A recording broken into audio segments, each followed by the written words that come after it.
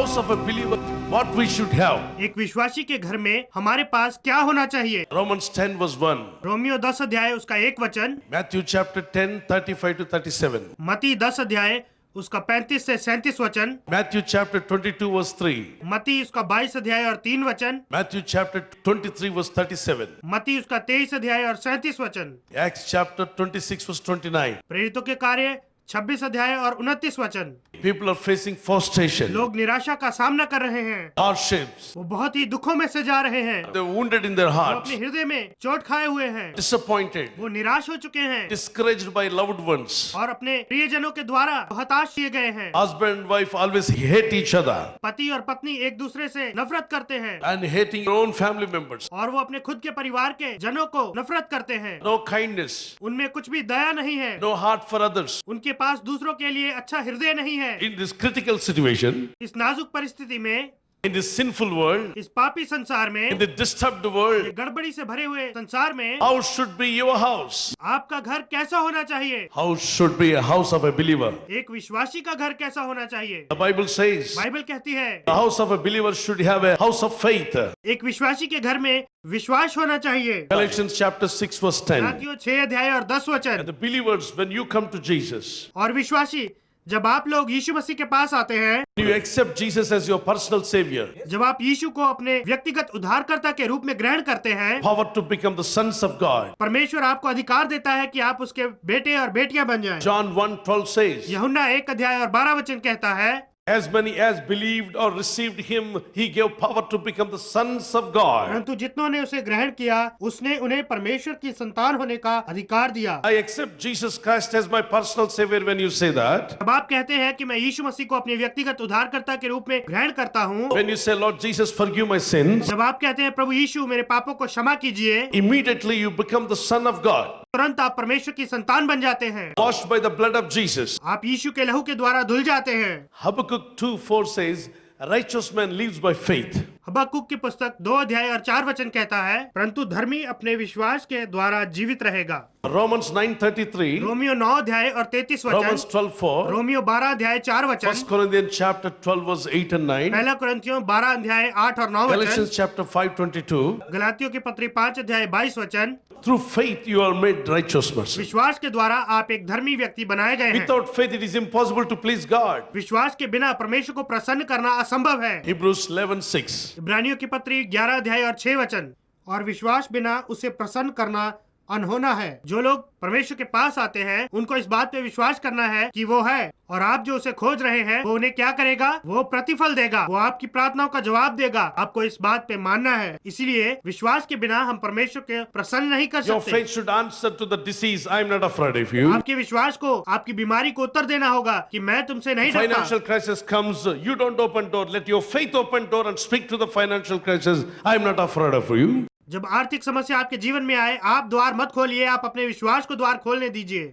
When cancer, TB, asthma, any kind of disease comes and knocks at your door, you don't open the door. Let your faith open and say, I am already healed by the wounds of Jesus Christ. जब cancer, दमा या TB इस प्रकार की कोई भी बीमारी आती है और आपके द्वार को खटखटाती है, आप द्वार को मत खोलिए, आप अपने विश्वास को द्वार खोलने दीजिए। विश्वास की परिभाषा क्या है? जो भी आपकी आंखों से आपको दिखाई नहीं देता, वो है, उसको मानना, यही विश्वास है। अगर आज आपके शरीर में चंगाई नहीं है, आपको ये मानना है कि आप चंगे हो गए हैं। और जब आपके जीवन में आर्थिक समस्याएं हैं, आपको ये मानना है कि आपकी आर्थिक समस्याएं खत्म हो गई हैं और प्रभु आपको आशीष दे रहा है। आपके जीवन में बहुत समस्याएं हैं और परिस्थिति बहुत ही खराब है, आपके परिवार में बहुत गड़बड़ है, उस समय आपका घर बिल्कुल ठीक है और बहुत शांति है, आप लोग एक दूसरे से अच्छे से मिलजुल के रह रहे हैं, आपके परिवार के जनों में से सभी समस्याओं को, लड़ाई झगड़ों को परमेश्वर ने निकाल दिया है और प्रार्थना में सभी परिवार मिलके बैठ के प्रार्थना कर रहा है, ऐसा आपको मानना है।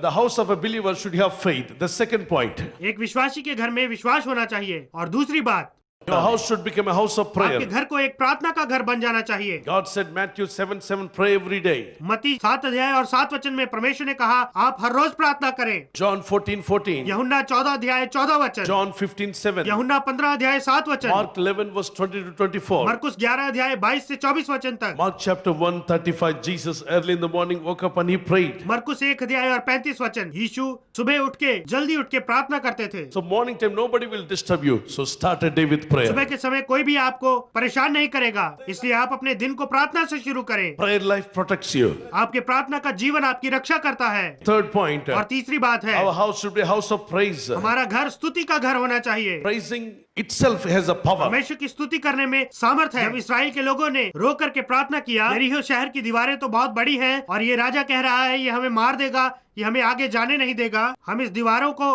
पार नहीं कर सकते और हमारे लिए और कोई रास्ता नहीं है। जब इस प्रकार उन्होंने प्रार्थना की, परमेश्वर ने उनसे क्या कहा आप जानते हैं? परमेश्वर ने उनसे कहा तुम 7 दिन तक उस दीवार के चारों ओर चक्कर लगाओ। जब वो पहली बार चक्कर लगाने के लिए गए और जब वो उसको देखने के लिए गए, तब वो दीवारें उनको बहुत बड़ी दिखाई दे रही थी। और 2 दिन बाद जब उन्होंने जाके देखा, तब उन्हें ऐसा लग रहा था कि जैसा हैदराबाद का गोलकोंडा का किला, उसकी दीवारें थोड़ी कम हो गई हैं। जब आप तीसरे दिन वो जाके उन्होंने उसको देखा तो उसके साथ उनकी जान पहचान हो गई थी। तब उन्होंने चौथे दिन 5वें दिन उसे देखा, 6 दिन तक उसे देखा। तब उन्होंने कहा अरे ये वही है, हम रोज देखते हैं। तब उनके मन में उसके विषय में जो भय था वो चला गया। उन दीवारों के विषय में जो भय उनके हृदय में था, उसको निकालने के लिए परमेश्वर ने उन्हें कहा कि तुम 7 दिन तक उसके चक्कर लगाओ। तब उनके हृदय से उस दीवार के विषय में जो भय था वो चला गया। और तब 7वें दिन जब उन्होंने चक्कर लगाए, तब उसके बाद जब उन्होंने तुरियों को फूंका और तुरी के बजते ही वो दीवारें चकनाचूर होके गिर गईं। प्रभु की स्तुति हो। और इन दीवारों को पार करने के लिए उनको क्या करना है? तब प्रभु ने कहा स्तुति करो। प्रभु के बच्चों, जब आप आनंद के साथ अपना मुंह खोल के प्रभु की स्तुति करने के लिए ऊंची आवाज में स्तुति करते हैं, तो तब परमेश्वर के स्वर्गदूत जो आपकी सहायता के लिए हैं, वो उसी समय आ जाते हैं। जब वो स्वर्गदूत आते हैं, तब वो दीवार चाहे कितनी भी बड़ी हो, वो एक बार जब उसे छूते हैं तो बड़ी से बड़ी दीवार कच्ची मिट्टी की दीवार के समान गिर जाती है। परमेश्वर ने क्या कहा? इस दीवार को गिराने के लिए क्या तुम हथौड़े लेके आओ या स्तुति करो? आपको भी आपके कर्ज की एक बहुत बड़ी दीवार है। ये दीवार आपको जाने नहीं दे रही। आपकी समस्याओं की एक दीवार है, आर्थिक परेशानियों की एक दीवार है, आपके परिवार में झगड़ों की एक दीवार है। जिनके परिवार में कोई झगड़ा नहीं है, वो भी अपने घर में एक दीवार बना रहे हैं। पति के विरुद्ध पत्नी, पत्नी के विरुद्ध पति, और वो बहुत तेजी से ईंटों को लगा रहे हैं और सीमेंट को लगा रहे हैं। मैं तुमसे बात नहीं करूंगा, ऐसा बोल के वो फटाफट दीवार बना लेते हैं। और दीवार की एक तरफ पति है और दूसरी तरफ पत्नी है। और यहाँ पे अगर कोई ऐसे लोग बैठे हैं, आप अपने मन को बदलिए। जो दीवारें आपने बनाई हैं, आप ही उन दीवारों को गिरा दीजिए। प्रभु की स्तुति हो। Praise the Lord. अगर आपके जीवन में कोई ऐसी दीवार शैतान ने बनाई है, तब आप परमेश्वर से स्तुति करते हुए प्रार्थना करें, प्रभु इस दीवार को तू गिरा दे। The praises brings the power of God तब down. प्रभु की स्तुति आपके जीवन में परमेश्वर की शक्ति को लेके आती है। हमारा शरीर प्रभु की स्तुति करने के जैसे, ऐसा जब हम कहते हैं प्रभु मैं तेरे ऊपर ही निर्भर करता हूँ, जब अपने हाथ को हम सामने की ओर बढ़ाते हैं, तब मनुष्य से सहायता मांगते हैं। मनुष्य की ओर से जो सहायता मिलती है वो व्यर्थ है, जो राजाओं की ओर से सहायता मिलती है वो भी व्यर्थ है। भजन संहिता 108 और 12 वचन, भजन संहिता 118 और 8 वचन, हमें केवल यहोवा की ओर से सहायता मिलती है। 121 भजन संहिता और 1 से 8 वचन में हम इस स्वर्ग और पृथ्वी को बनाने वाले की ओर, पहाड़ों की ओर अपनी आंखों को उठाकर हम देखते हैं। भजन संहिता 141 2 और 3 वचन, मैं परमेश्वर जो स्वर्ग में है उसकी ओर अपने हाथ उठाता हूँ। विलाप गीत उसका 3 अध्याय 41, 42 और 43 वचन, परमेश्वर जो स्वर्ग में है उसकी ओर हम अपने हाथों को और अपने हृदय को उठाएंगे, तब परमेश्वर हमें जवाब देगा। Praise the Lord. प्रभु की स्तुति हो। अपने हाथों को उठा के प्रार्थना करने वाला दानियल 6 अध्याय और 10 वचन में, उसने अपने हाथों को उठा के, आंखों को उठा के प्रार्थना किया। गिनती की पुस्तक 17 अध्याय में हम देखते हैं कि मूसा ने अपने हाथों को उठा के परमेश्वर से प्रार्थना किया। So when you lift up your hands and praise God, the power of God comes down. जब आप अपने हाथों को उठा के प्रभु की स्तुति करते हैं, तो परमेश्वर की शक्ति उतर के आती है। Your praise must affect your spiritual life. आपकी स्तुति आपके आत्मिक जीवन के ऊपर उसका असर होना चाहिए। My dear brothers and sisters, मेरे प्रिय भाई और बहनों, whenever you praise God, जब आप प्रभु की स्तुति करते हैं, we are created with a praise on His mind. That's why God created us. We should remember we are created by God. जब हम उसकी स्तुति करते हैं, हमें इस बात को याद रखना है कि हमें परमेश्वर ने इसीलिए हमारी सृष्टि की है। Fourth, और चौथी बात, our house should become a house of giving. हमारे घर को एक देने वाला घर होना चाहिए। Elijah went and asked, Elia ने जाके पूछा, सबसे पहली रोटी बना के लाके मुझे दे दो। उस स्त्री ने कहा, मैं कैसे आपको लाके दे दूं? वहाँ पे तो केवल 2 ही रोटी का आटा है। अब उसने कहा, कोई बात नहीं, तुम पहली रोटी लाके मुझे दे दो। तब उसे और उसके परिवार के पालन पोषण के लिए परमेश्वर ने 3 साल अकाल के दिनों में उनके घर में ना आटा खत्म हुआ और ना तेल खत्म हुआ। जिस दिन उन्होंने एलिया को वो रोटी दी थी, जहाँ पे उनका आटा था जिस स्तर तक था उसी स्तर तक वो रहा। जब राजा के घर में खाने को नहीं था, उस समय विधवा के घर में आवश्यकता के अनुसार वहाँ पे रोटी, तेल, तब आनंद के साथ उनका जीवन चल रहा था। परमेश्वर के जन एलिया को परमेश्वर ने विधवा के घर में क्यों भेजा? जो बहुत गरीबी में थी उसके घर में क्यों भेजा? इसे खा के हम मर जाना चाहते हैं। जब राजा के घर में खाना नहीं है तो हमें कौन देगा? मेरा पति नहीं है और मेरे बच्चे का बाप नहीं है, हमें कौन खाना देगा? हम मर जाने के लिए सोच रहे हैं। तब एलिया ने कहा, बहन, मुझे परमेश्वर ने तुम्हारे घर में भेजा है। अगर आज आप में से कोई ऐसा सोच रहा है तो ये वचन आपके लिए है। आपको मरने की आवश्यकता नहीं है। परमेश्वर आपका पालन पोषण करेगा। God will feed you. परमेश्वर आपको खाना देगा। Never give up because if you don't have job. आपके पास नौकरी नहीं है ऐसा सोच के आप हताश मत हो जाइए। Don't end up your life, my brother. मेरे भाई, आप अपने जीवन को अंत मत कीजिए। Or somebody insulted you. या किसी ने आपकी बेइज्जती की है, Maybe somebody wrote against you. या किसी ने आपके विरुद्ध बात की है, Maybe some people are blaming you. या कोई लोग आपके ऊपर आरोप लगा रहे हैं। Don't worry. आप चिंता मत कीजिए। Live for God. आप परमेश्वर के लिए जिए। And God says, don't end up your life. Don't commit suicide. और परमेश्वर कहता है, आप अपने जीवन को खत्म मत कीजिए, आप आत्महत्या मत कीजिए, Don't kill yourself. आप अपने आप को मत मारिए। I am your God. I will feed you. मैं तुम्हारा परमेश्वर हूँ, मैं तुम्हारा पालन पोषण करूंगा, I'll open doors for you. मैं तुम्हारे लिए द्वार खोलूंगा। So live for God. इसलिए आप परमेश्वर के लिए जिए। प्रेरितों के काम उसका 24 अध्याय और 15 वचन। 2 Corinthians chapter 9, 6 to 9 says, those who give sparingly, they will reap sparingly. Those who give bountifully, they will reap bountifully.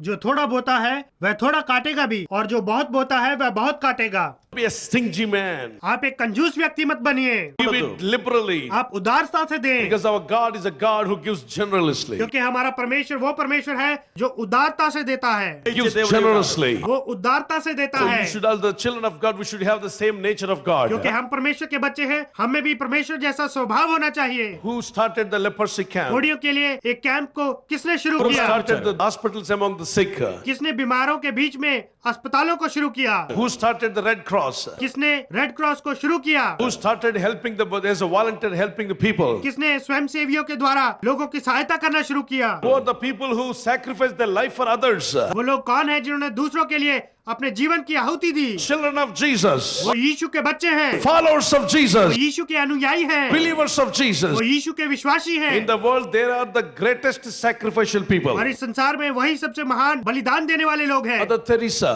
Mother Teresa के विषय में आप जानते हैं, How much she loved people because she loved God so that she loved people. उसने लोगों से कितना प्रेम किया, क्योंकि वो परमेश्वर से प्रेम करती थी, इसीलिए उसने लोगों से भी प्रेम किया। What a great heart God gave them. परमेश्वर ने उन्हें कितना महान हृदय दिया, Because Jesus sacrificed on the cross, so his blood, whoever receives, whoever believes in him, they will get the same nature as Jesus sacrificed. They also start sacrificing for others. क्योंकि यीशु ने क्रूस पे बलिदान दिया, इसलिए जो कोई भी उसके लहू को स्वीकार करता है, जो कोई भी उस पे विश्वास करता है, तब वो भी उसी स्वभाव को पाते हैं जैसा यीशु का था। So giving starts from the Christianity. जैसे यीशु ने बलिदान दिया, वैसे ही वो भी दूसरों के लिए बलिदान देने लगते हैं। Jesus started giving his blood on the cross. यीशु ने अपना लहू देने से इसकी शुरुआत की। God gave his begotten son to all of us.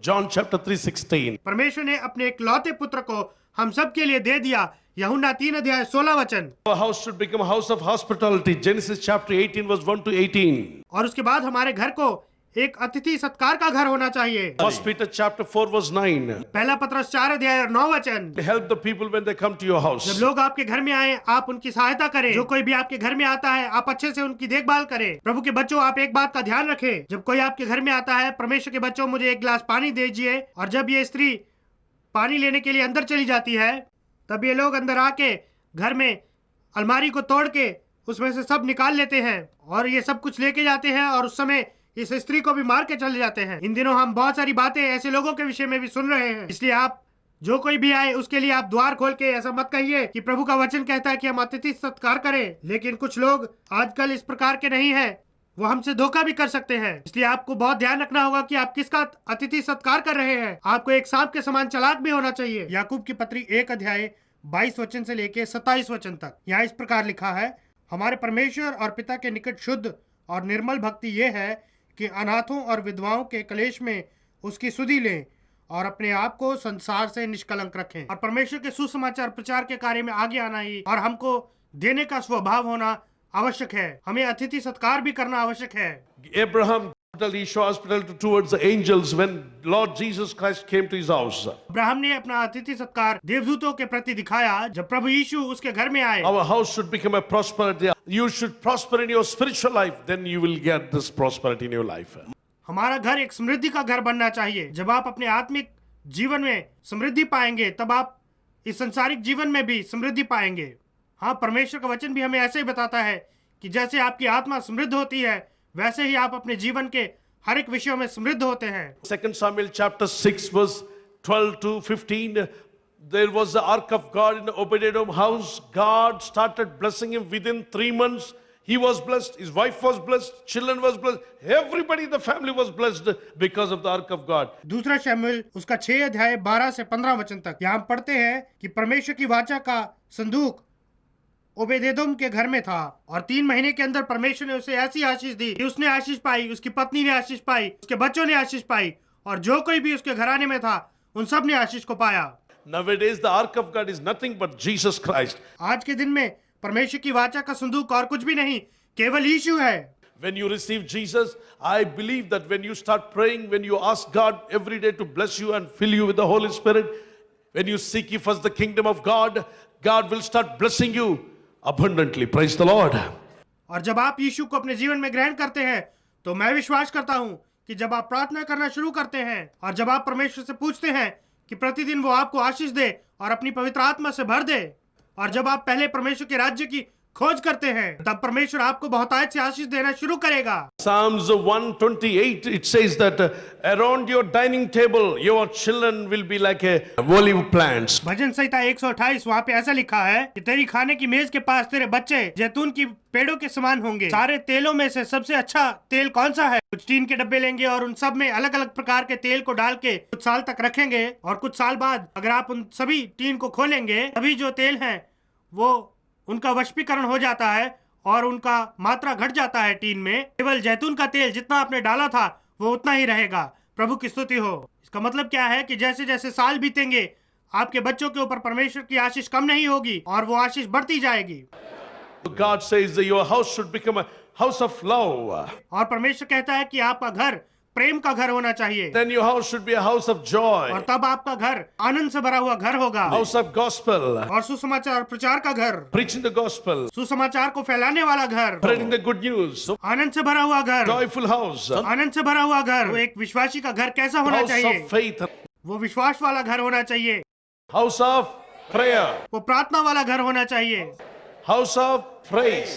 वो स्तुति का घर होना चाहिए। House of giving. वो देने का घर होना चाहिए। House of hospitality. वो अतिथि सत्कार का घर होना चाहिए। House of prosperity. वो समृद्धि का घर होना चाहिए। House of love. वो प्रेम का घर होना चाहिए। House of joy. वो आनंद वाला घर होना चाहिए। आपका घर सदा के लिए ऐसा ही होने के लिए। एक बार एक व्यक्ति ने कहा मेरे जीवन में आनंद नहीं है, ये आनंद कहाँ से मिलता है? तब एक दूसरे व्यक्ति ने कहा खुशी वाली कोई कमीज पहन लो, उससे तुम्हें आनंद मिलेगा। उसने सोचा तो कौन है ऐसा व्यक्ति जो खुश होगा, जो आनंद से भरा हुआ होगा? तो उसने सोचा शायद एक अमीर आदमी बहुत ही आनंद में होगा। तो वो उसके घर गया और उसने दरवाजा खटखटाया। तब सबसे पहले उसके घर में से कुत्ते बाहर निकल के आए। तब उसने फिर से दरवाजे की घंटी को बजाया। तब अंदर से एक आदमी आया जो बहुत ही गुस्से में था और उसने कहा कौन है तुम? उस डांट को सुन के समझ गया कि इसके मन में भी कोई आनंद नहीं है और वो वहां से चला गया। उसने सोचा कि एक धनवान व्यक्ति जो है वो आनंद से भरा हुआ होगा, कि एक धनवान के घर में कुछ भी आनंद नहीं है। कुछ घरों में नहीं होता, फिर भी कुछ घरों में होता है। तब उसने किसी और से जाके पूछा कि मैं क्या करूं जिससे मैं बहुत ही आनंद से भर जाऊं। तब वो एक बहुत ही विद्वान के पास गया, उसके दरवाजे को खटखटाया। तब उसकी पत्नी बाहर आई और उसने आके कहा क्या हुआ, आपको कौन चाहिए? तब उसने कहा बहन जी मुझे आपके पति से बात करनी है। तो उसने कहा क्यों? वो बहुत पढ़े लिखे हैं और वो बहुत ही आनंद से भरे हुए होंगे, इसलिए मैं उनसे बात करना चाहता हूँ। तब उस विद्वान की पत्नी ने कहा आनंद से भरा हुआ और वो उनको नींद नहीं आ रही और वो मुझे भी सोने नहीं दे रहे, उसके मन में कोई भी शांति नहीं है, तुम भी चले जाओ यहाँ से। कि बहुत पढ़े लिखे लोगों के घर में भी आनंद नहीं है। फिर वो अपने घर चला गया और रास्ते में जब वो जा रहा था तब उसने देखा एक सड़क पे काम करने वाला मजदूर है तो उसने उसके घर में जाके देखने की कोशिश की कि क्या उसके जीवन में आनंद है। तो वो प्रभु की स्तुति के लिए गीत गा रहे थे। तब उसने देखा कि वो इस प्रकार से गाना गाते हुए अपना काम कर रहे थे।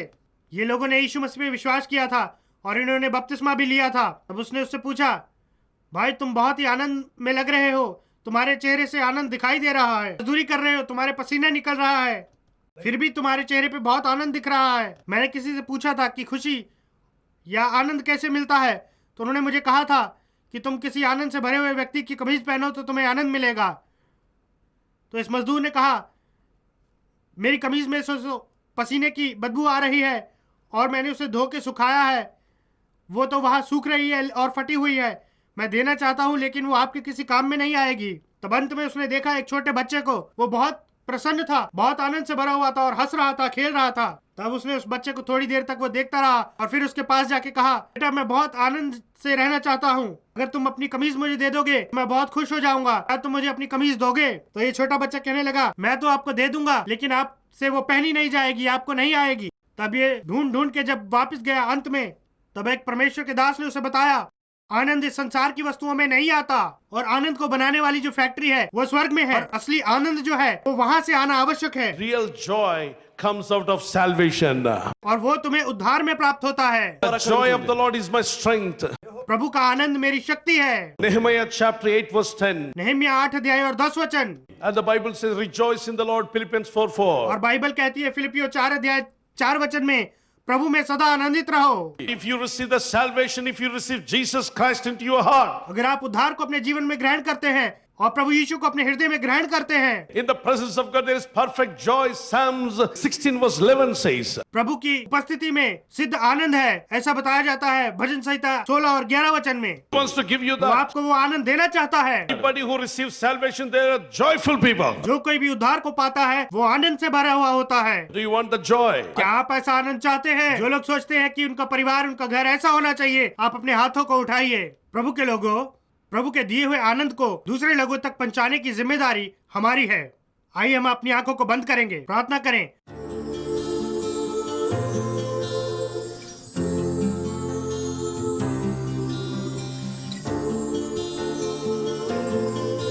प्रभु मेरे घर को आप आनंद से भर दीजिए। तेरे सामने एक छोटे बच्चे के समान होने के लिए मेरी सहायता कर। छोटे बच्चों के समान आनंद से हंसना मुझे सिखा प्रभु। शांति देने वाले तू आ प्रभु। प्रभु तू हमें अभिषेक कर। प्रभु तू हमें अपनी आत्मा से भर दे। Joy of the Holy Spirit come. पवित्र आत्मा के आनंद को तू आने Come they with the joy. और हमारे हृदय को अपने आनंद से तू भर दे। Kind of sadness go and joy may come in. किसी भी प्रकार का उदासी हो वो जाती रहे Joy of the Holy Spirit. और प्रभु का आनंद आए। Fire of God, good health. परमेश्वर की अग्नि, दीर्घायु, प्रभु का आनंद और परमेश्वर की अग्नि, Filled with the joy of the Holy Ghost. पवित्र आत्मा के आनंद से तू हमें भर Filled they. with the joy of Holy Spirit. Fill every heart. प्रभु तू उन्हें पवित्र आत्मा के आनंद से भर दे, हर एक हृदय को। Divine joy, the joy of the Lord is filling you. Divya आनंद, प्रभु का आनंद आपको The भर fire रहा of है। God, the anointing of God. प्रभु की अग्नि और प्रभु का अभिषेक, Peace of Christ is coming down. मसीह की शांति आपके ऊपर आ रही है। Thank you, Lord. धन्यवाद हो प्रभु। In Jesus' name I pray. यीशु के नाम से मैं प्रार्थना मांगता हूँ।